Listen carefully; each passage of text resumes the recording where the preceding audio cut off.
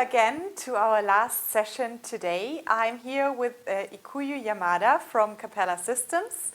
Hello, Ikuyo. Hi, Yuta. It's so nice to see you. Thank you so much for having me. Thanks for joining. Yeah, our topic today is paying for transcoding. And we'd like to talk about the added value of enterprise transcoding software. And we directly start with my first question, or it's actually two questions. What is a commercially sold transcoder and what does it differ from open source software? So basically, our enterprise level transcoder, one big difference is that it's fully maintained. It's constantly updated, it's professionally supported. So most of our customers who are using a solution for their services, they need to find a transcoder that they could rely on. And then also the transcoder that can continue to evolve as their needs change. And that's exactly our paid, professional level transcoder is. And oftentimes the open source transcoder, it's not fully maintained. It's pretty much like available as the best effort. So in many situations where our customers need help, need the transcoder to have more enhancement and new features, oftentimes the open source transcoder is not able to meet that. We do talk in many cases from a multi-purpose transcoder. What do we mean by this? So for us, yes, it is a transcoding software, but a product, Canberra FTC, does so much more than just transcoding. It's not just, decoding files and encoding to another formats. It has a lot of add-on values. It does do things like detection of backframes, text recognition, things that used to be done at the editing stage. We are able to integrate that, incorporate that into transcoding workflow. And so that's why our software, Canberra FTC, is used by a wide range of customers. Like it could be used in post-production process, IPTV, web, and also OTT. Mm-hmm. There are many free open source transcoders available on the market. Why should customer consider to buy or go for Capella instead of going for the open source? I think, again, it's also like they need to find a transcoding solution that they can rely on. And I do see that most of our customers use us for broadcasting, IPTV, web, OTT. So basically, they're using us for their services. So what we do is we often work really closely with our customers to make sure that all the requirements are met. And a lot of times what they're using us to do is, broadcasting formats like MXF or AVID formats, those formats that continue to change. And we go through, official certification processes with our partners like Sony, and then also Dovey, things, that are normally not done by open source solutions. And another thing is that we also do a lot of integration with third-party tools, such as easy titles or counter watermarking. Those full support for third-party tools are not really done by open source solutions. So you already mentioned some of the features which makes Capella a better option, or at least to consider to go for Capella. Could you give us an overview about the features which are by default implemented into Capella FTC? Yeah, so of course, as a transcoder, we support various type of file formats. We can import different type of source files, encode to various type of file formats. But in addition to that, we have a lot of unique features. For example, a transcoder has ability to analyze source properties, and based on that, we are able to transcode to predefined specific file formats. We could also do things like text recognition. We can also do things like a video recognition. So those are very, very unique features that you don't really find in other transcoding solutions. Beside the features which are offered in a professional transcoder, there is a legal implication. How does the situation look like? Are open source transcoders allowed to support the same amount of formats than you are? Yeah, so that's a very good question. So like things like X264 and X264 is often used in open source, transcoding solutions. The difference is that we have a commercial agreement with X264. So we always have access to the latest X264. We have ability to work with them to fix some issues or add enhancement as needed basis. So we're not just, getting access to open source codec. It's not the same thing because we do have official commercial agreement with them. So we're able to utilize their technology a lot more efficient, and we are able to cater to more needs around those codecs. Could you give us an example for a customer use case where you did beat out the open source transcoder and the customer is now going with the Capella FTC? Yeah, so many of the cases is kind of like a big tenders. One good example is broadcasters.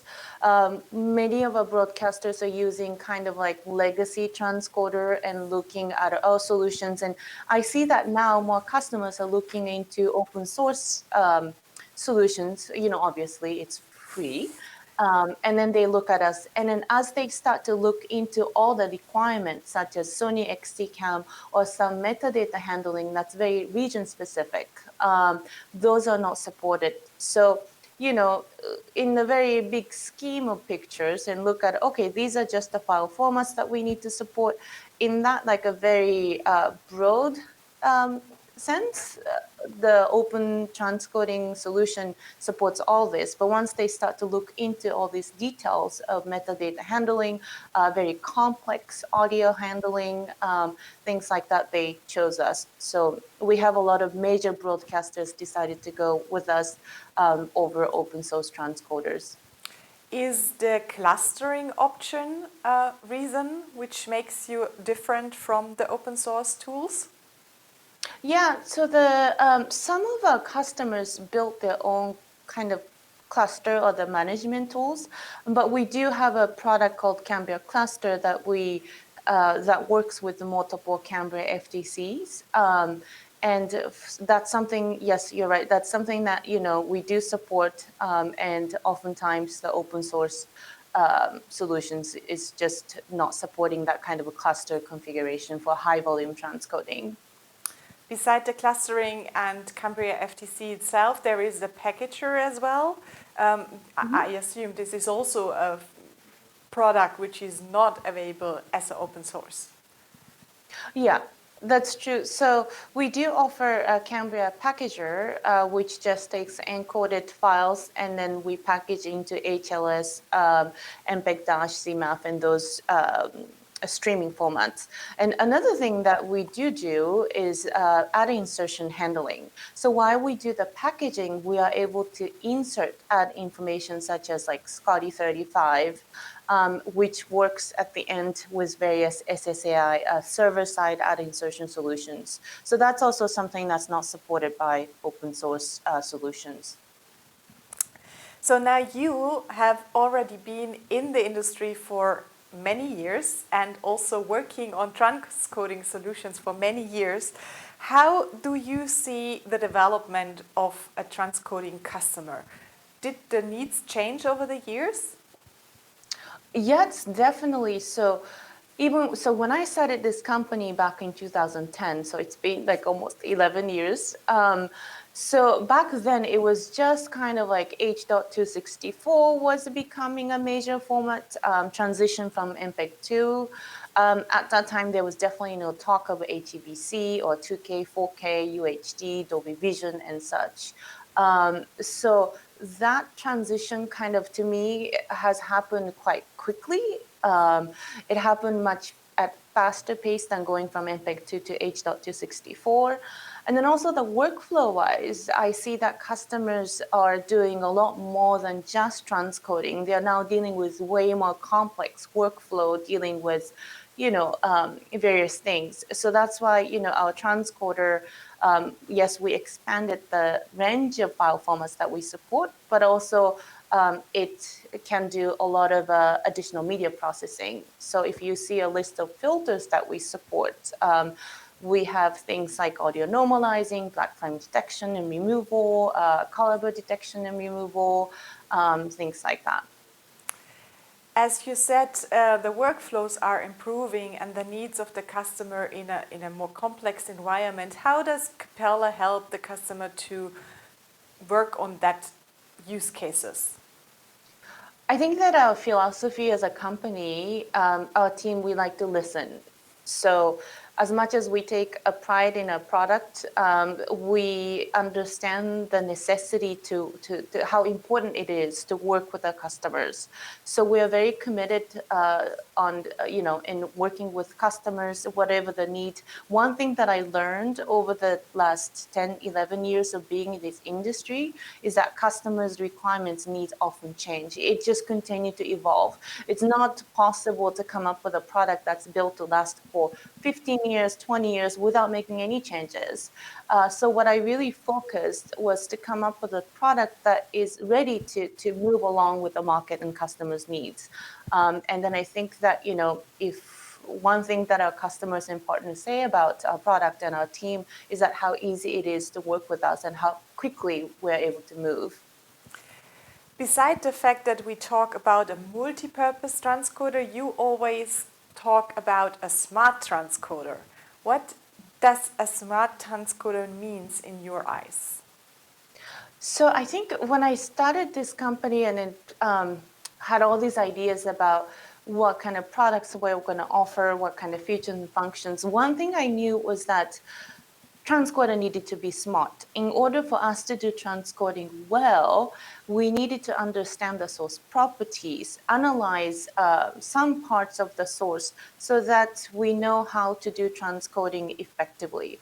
So in that sense, we call it smart transcoder. So we analyze the source properties, and based on that result, we do the most optimal way to do transcoding, whether it's the frame rate conversions, or that bitrate ladder features that we have. So that is a big difference. We do believe the smart transcoder, in our sense, meaning, not just we are just importing things and transcoding, but we understand what the source properties is, and based on that information, we do a smart transcoding.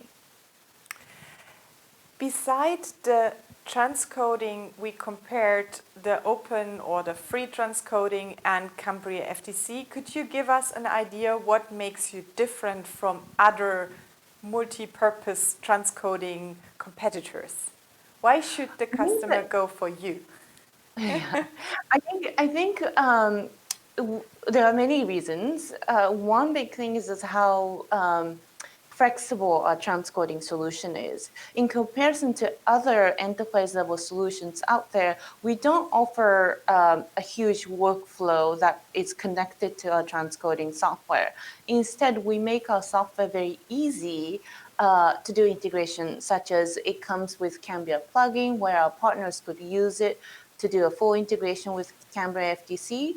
So, our partners like Easy Titles, watermarking solutions like Nextcard and Contour, their application shows up as a part of the Cambria FTC.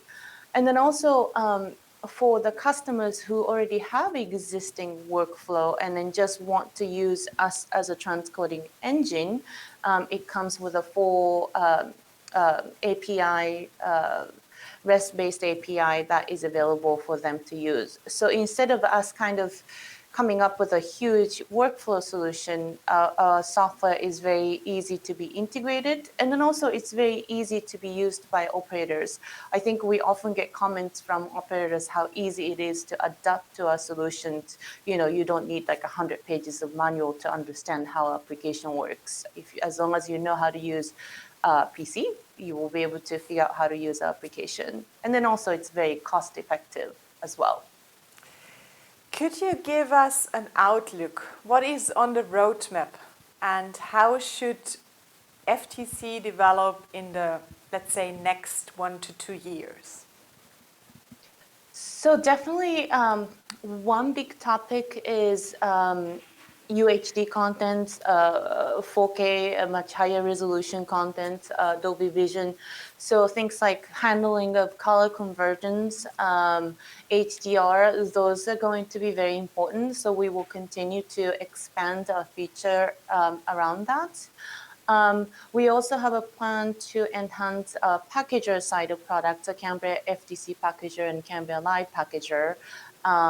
That's another thing that we've been thinking about enhancing it as more of our customers are now, partially because of pandemic, getting into streaming businesses. So I think all the formats and features around OTT and delivering contents over the net, we believe is going to be very important. And same with the 4K HEVC, things like supporting more in-depth for Dolby Vision file formats, whatever the updated version that they come up with, we have a plan to expand as well. So to summarize our session, of course, you would say that it's worth it to buy a transcoder instead of using a free one. But is it a good way for a customer to have maybe both and you interact, or how do you see the development in future? How could Cambria stay next to a free transcoder? So I think I always believe that if you could find one solution that works with all situations, I think that's better for the operational cost-wise. It's just easier maintenance for the customers. So if we run into any customers who say, oh, well, our open source solution can do this, but can you do that? We're very aggressive in adding those features and functions so that they don't need to have multiple solutions for transcoder. Also, we are always constantly looking into partnership with other third-party tools, whether the watermarking or subtitling. Those are the things that I think it's very hard to find with the open source solutions. So, quality-wise, performance-wise, integration with third-party tools, and the fact that we are able to support really well customers and how quickly that we can move based on customers' feedback. I think that we are, very trusted partner for the transcoding solutions where, open source solutions, yes, it's free. However, you never know if you get help or not get help. That's true, and from experience I know that it's always a good idea to just take the phone or write an email and quickly check if that product or Capella could help with it, and if it's not the case today, then you will make it happen quite quickly. Mm-hmm. Ikuyo, many thanks for being with me today. We are done with that session for now, but we like to use the rest of the time to meet you at the coffee bar, to have an exchange, to talk to you and me actually, and see if we can help with any questions around transcoding. Many thanks, Ikuyo. Yeah. Thank you very much. So I'll talk to you at the coffee bar. Exactly. Yeah. This is it from our session about paying for transcoding or not. Thank you.